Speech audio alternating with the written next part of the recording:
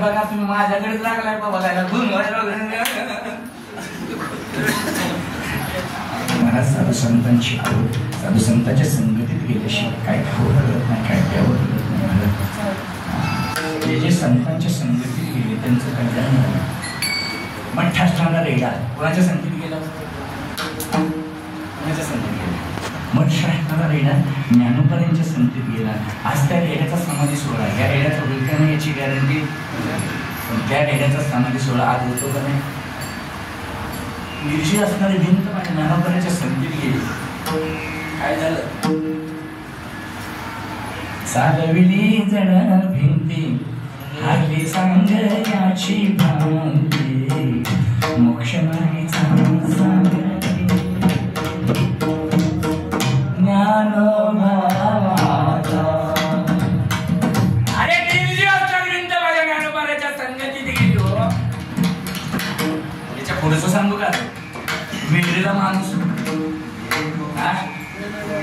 महाराज पैठणला आले चारी भाऊ, आणि चारी भाऊ स्मशानभूमीमध्ये बसले, झोपले.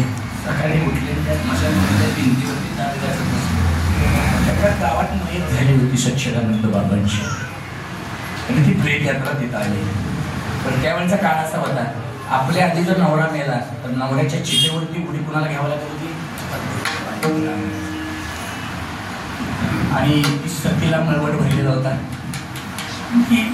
साध्वी प्रेत यात्रा समोर आलो की मी पाठीमागणं तिथं लक्ष घ्या, चारी भावनाकडे गेलं. तेजस्वी दिसत आहेत, सत्पुरुष दिसत आहेत. माझं भाग्य होतं, माझ्या शेवटच्या क्षणाला संतांचं दर्शन होत आहे म्हणून ती प्रेत यात्रेतून बाजूला झाली, ज्ञानोबांच्या दर्शनाला गेली. ज्ञानोबांचं दर्शन घेतलं, नतमस्तक झाली. आणि नतमस्तक झाल्याबरोबर ज्ञानोबांच्या मुखातून सहज म्हटला, पुत्रवती भव, आयुष्यमान भव, सौभाग्यवती भव. त्या आईला काहीच कळलं नाही, कारण तिची मनाची द्विधावस्था झाली. समोर काय होतं? कुणाचं? मालकांचं प्रेत समोर आहे. ते खरं का माझ्या ज्ञानोबांच्या मुखातून आशीर्वाद बाहेर पडलेला खरा? म्हणून तिनं आपलं आयुष्यातलं सर्व जाणा खर्च काढला बाहेर. सासरू नाही अभिषेक घातल्या पायावरती. अभिषेक घातल्याबरोबर बोलू लागल्याबरोबर ज्ञानोबांनी विचारलं त्या मातेला, हे माते तुझ्या डोळ्यात पाणी? अरे ज्या आशीर्वादासाठी माता भगिनी आयुष्य खर्च करतात तो आशीर्वाद मी तुला दिलाय का? माझ्या आशीर्वादावरती तुला विश्वास नाही का? महाराज आशीर्वादावरती विश्वास आहे. मग दिलेला आशीर्वाद या जन्मातला का पुढच्या? असं का बद्दल बोलतेस? कपाळात भरलेली कुंकू आहे तुझ्या. महाराज ते कुंकू काही क्षणाचं आहे. माझ्या मालकांची प्रेत येत, ते समोरचं प्रेत माझ्या मालकांचं आहे.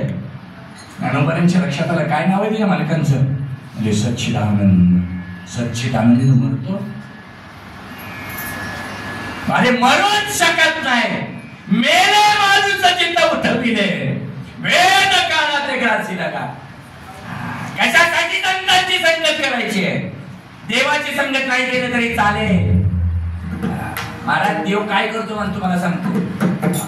हिरण्यकश्यपूचा उद्धार केला देवानं, पण त्याला मारून उद्धार केला.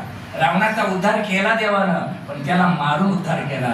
माझ्या ज्ञानोबारायांनी महाराज त्या रेड्याचा उद्धार केला, सच्चिदानंद बाबांचा उद्धार केला.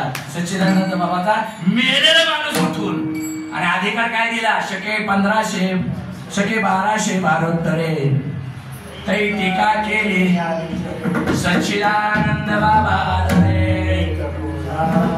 अरे माझे चंद्र सूर्य असेपर्यंत ज्ञानोबारांच्या ज्ञानेश्वरीतलं एक अक्षरही संपणार नाही, तोपर्यंत माझे सच्चिदानंद बाबा संपणार नाहीत. काय आशीर्वाद आहे, काय संगतीचा परिणाम आहे. पण संगतच करायची असेल तर संत समागमी घरावी आवडे. हे सगळं कळतं, हे खरं आहे का खोटं आहे हे हे सगळं कळतं संतांच्या संगतीत गेल्याशिवाय. कारण का ही दुनिया खरी आहे का खोटी हो? देव जर सोडला, नामस्मरण जर सोडलं, तर बाकीचा सगळा बाजार कसा आहे? लटिका व्यवहार